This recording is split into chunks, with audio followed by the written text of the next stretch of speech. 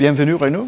Bonjour Marc. Merci d'être venu à ce magnifique hôtel. Et je vais parler d'abord de la marque Dalkia. Je sais que c'est l'énergie, et je pense que c'est l'énergie renouvelable, n'est-ce pas? Est-ce que vous pouvez nous expliquer exactement ce que c'est? Oui. Alors Dalkia, c'est le leader de la transition énergétique dans les territoires. Alors quand on dit ça, c'est un grand mot, peut-être un peu compliqué. Ah oui. Alors c'est une filiale du groupe EDF, une filiale de services énergétiques, et effectivement dans les énergies renouvelables, la transition énergétique, c'est essentiellement deux choses. C'est d'augmenter les énergies vertes dans le mix énergétique, ça c'est la première chose. Et la deuxième chose, c'est l'efficacité énergétique, c'est-à-dire comment on va consommer moins et mieux, à confort égal. Et ces deux champs de la transition énergétique sont exactement les métiers de Dalkia. D'accord, ok. Bon, on va parler un peu de ça tout à l'heure. Mais quand j'ai fait mon petit recherche sur vous et votre vie, j'ai vu que vous avez eu plusieurs vies en fait. Vous étiez journaliste aux Échos. Vous étiez conseiller presse du Premier ministre Jean-Marc Ayrault. Vous êtes également photographe, romancier, vous avez écrit un roman, et fan de jazz aussi. Et donc, comment combiner toutes ces expériences, toutes ces inspirations dans votre boulot, votre travail aujourd'hui? D'une part, moi je pense que c'est toujours plus d'équilibre que de ne pas être monoproduit, monosillon, monoculture, mono-intérêt. Donc c'est une chance de s'intéresser à beaucoup de choses. Et parfois je donne des cours, j'enseigne un peu et je dis aux étudiants, cultivez toujours quelque chose à côté de votre travail parce que ça vous équilibrera dans le travail. Donc ça, je pense que c'est une chance. Et d'autre part, on se rend compte finalement qu'on arrive à ce que chaque expérience nourrisse la suivante. Le journalisme, ça m'a donné une sorte de religion du fait. Alors ça, je sais qu'en communication, quand on dit ça, voilà, c'est la religion du fait, ça veut dire que, bien sûr, de temps en temps, on communique et il n'y a pas de choses très consistantes ou solides. Ça peut arriver dans une communication de crise ou des choses comme ça. Mais on ne communique jamais aussi bien que quand on parle d'un chiffre, d'un fait. J'étais journaliste économique, donc journalisme dur. J'ai fait du journalisme plus mou, du journalisme politique, c'est plus mou. Il y a moins de choses parfois concrètes. Mais voilà, donc j'ai appris ça. Donc ça m'aide dans mon travail aujourd'hui d'avoir cette un peu de partir du hard qui est le fait. Et puis la politique, bien pendant 2 ans, ça m'a appris à travailler dans l'urgence. Ça m'a appris à travailler 100 heures par semaine. Je ne savais pas que j'étais physiquement capable de le faire. Ça fait à peu près 15 heures par jour, le samedi et le dimanche compris. Et donc, en fait, on est tous capables. Hein. Ce n'est pas moi qui suis capable. Je vous rassure, dans la contrainte, on se rend compte qu'on est tous capables de travailler dans l'urgence et d'essayer de prévoir, d'essayer aussi de déminer, d'anticiper. Et puis ça, je ne dis pas qu'on a bien réussi toujours, mais en même temps, ça donne une perception très précise de la communication de crise. Vous voyez, toutes les expériences, et puis le journalisme écrit, ça vous prépare à écrire. Si vous aimez écrire, lire, moi j'ai fait des lettres aussi, donc à faire un roman et donc à être très exigeant sur les contenus aujourd'hui rédactionnels dans le métier de directeur de la communication.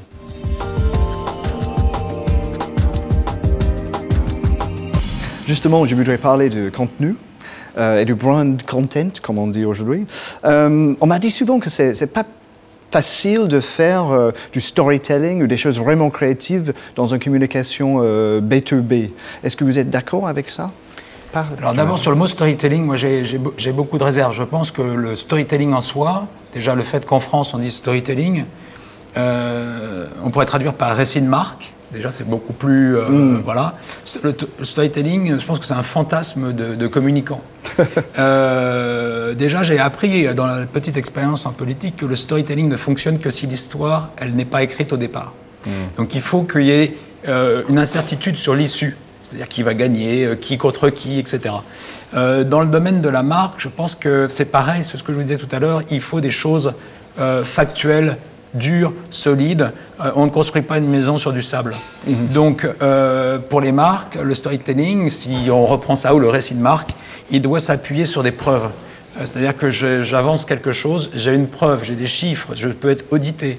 Donc ça, je crois beaucoup à ça. Pour en revenir au B2B, cette entreprise Dalkia qui avant avait plusieurs actionnaires avant d'être rachetée complètement par EDF en juillet 2014 n'avait pas l'habitude de communiquer et restait absolument sur ce créneau du B2B puisque le client final, c'est-à-dire vous ou moi, on ne peut pas acheter les services vendus par l'entreprise. Et on a fait un grand mouvement depuis un an et demi avec le marketing, le commerce, en fait pour repositionner, certes c'est du B2B, mais c'est du B2C2B. On est 13 000 salariés, sur les 13 000, il y en a 7 000 qui tous les jours, en gros 7 000, qui tous les jours sont dans des camionnettes avec la marque, le logo, avec la petite turbine EDF, etc. Il y a écrit Dalkia. Et donc à partir du moment où vous pouvez voir cette voiture au feu rouge, vous pouvez la voir en bas de votre immeuble, vous pouvez la voir devant une industrie, un hypermarché, n'importe où, à ce moment-là, vous avez un récit, vous avez quelque chose à raconter aux clients de vos clients, c'est-à-dire au grand public. Parce que le client, votre client direct, c'est celui qui vous fait vivre, qui signe le contrat, mais le client du client, c'est celui qui parle à votre client directement. Et donc, c'est ça le nouveau récit qu'il faut faire, c'est un récit plus global, où on s'adresse à tout le monde. On privilégie bien sûr dans le B2B, mais on a un intérêt très direct ou légèrement indirect, on va dire, à faire du B2C2B. Ok, non, c'est très intéressant. Justement, j'ai lu que vous avez, en février, je pense, organisé un hackathon à Paris, qui était un événement assez intéressant pour le grand public. Comment ça a marché? Il fallait créer une application energy saving, n'est-ce pas? Quelque chose comme Oui, c'était. Alors, on a lancé, le hackathon s'est fait en 2 temps, et il y a eu une première phase où essentiellement des jeunes, mais aussi des moins jeunes, de plein d'universités, de plein d'endroits, se sont retrouvés dans une ancienne usine à Paris. Et puis des gens, des apporteurs d'idées ont rencontré des web designers, des spécialistes de l'analyse des données, etc. Ils se sont mis ensemble, ils ont fait des équipes, ils étaient 100 au départ, parce que c'était 24 heures nuit et jour. À la fin, il y en a qui dormaient 2 heures, qui retravaillaient 2 heures. Enfin, à la fin, ils sont complètement épuisés, mais c'est un vrai marathon. Et donc, de ces 100 au départ, il y en a 70 qui ont continué après la première nuit. Et à la fin du premier week-end, il y avait 15 équipes qui ont présenté donc 15 projets. Sur les 15, on en a retenu 9. Et le jury, à l'issue du premier week-end, il y avait un pré-jury qu'on a retenu 9. Et le jury, on a retenu 5.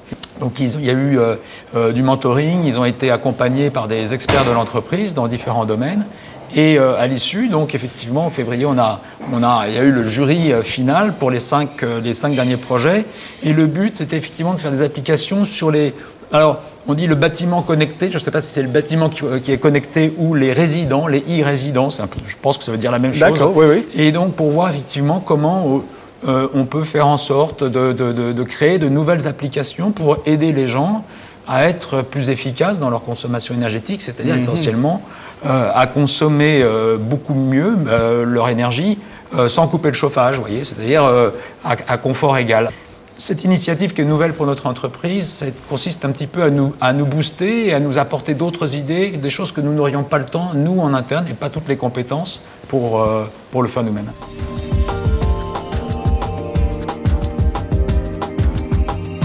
Vous savez que les médias sont explosés. Il y a beaucoup de plateformes et de canaux aujourd'hui. Comment, comme communicateur, communicant, choisir le bon voie entre Snapchat, Twitter, Facebook, le télé classique, le print? C'est très difficile. Qu'est-ce que vous faites quand vous commencez de faire passer un message? Qu'est-ce que vous faites pour choisir le bon voie? Dalkia est présent sur Twitter depuis moins d'1 an, donc on était déjà tellement en retard qu'on ne s'est pas précipité, et je pense que ce qu'on fait, c'est plutôt bien, c'est très graphique, etc. Donc, chaque actualité, on se dit comme une conférence de rédaction. Oui. Donc, qu'est-ce qu'on en fait? Bon, alors celle-ci, elle va...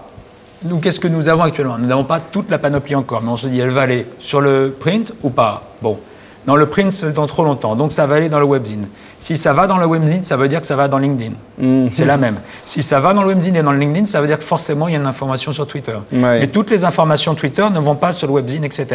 Là, on se dit qu'on va sans doute lancer, plus tard, on va lancer des concours photos internes. Donc évidemment, cette haute compétence que j'espère avoir va me servir aussi là. Et on va sans doute avoir un compte sur Instagram et l'utiliser dans les mois qui viennent. Et donc...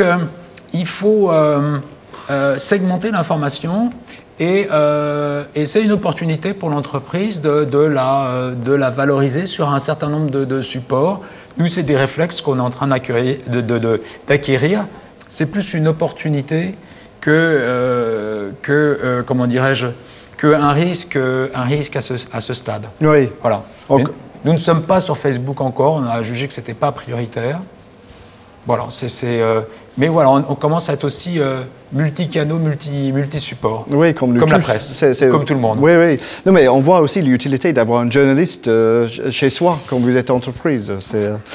Mais vous travaillez aussi avec les agences externes, j'imagine. Moi, je vais plus avoir recours en ce moment à des agences qui ont des savoir-faire techniques que je n'ai pas. À faire des films en motion design, je ne sais pas le faire. Que ce soit motion design 2D, 3D, je ne sais pas se faire. Je ne sais pas faire un film, je ne sais pas tenir une caméra. Ce n'est pas mon métier. Donc, j'ai besoin des gens. Par contre, tous les films que fait Dalkia, c'est nous qui écrivons les scénarios. C'est nous qui écrivons les textes des voix off. Ou des comédiens si c'est des comédiens. Ensuite, il y a un concepteur-rédacteur qui vient vers nous en disant là quand même, peut-être qu'on pourrait modifier comme ça. Mais déjà, tout le contenu, on l'amène. Parce que j'ai toujours une méfiance. J'ai vu des agences qui arrivent et qui vous vendent de l'eau tiède qu'elles n'ont pas réussi à vendre à votre concurrent. Moi, les agences, enfin, vous voyez, c'est un peu comme l'histoire de l'aspirine. C'est-à-dire que les agences, on a besoin d'elles, c'est ce qu'elles apportent que nous n'avons pas. Et l'aspirine, c'est ça. Pour faire quand on a mal à la tête, on prend de l'aspirine, il faut de l'eau et un cachet. Et l'eau, on l'a tous à la maison, en fait. Donc, une agence qui apporterait de l'eau, ça ne suffit pas. Ce qu'on va acheter dans la pharmacie, c'est le principe actif. Et donc, la technique qu'on a adoptée, c'est vraiment chez Dalkia d'aller choisir une agence quand on n'a vraiment pas la compétence technique, que ce soit du digital, la création. On a un directeur artistique pour notre magazine parce que c'est pas notre métier, on ne sait pas le faire, mais on maîtrise tous nos contenus. Et puis voilà, on va vraiment aller chercher sur des points de compétence que nous n'avons pas, mais on leur laisse jamais les clés de la maison.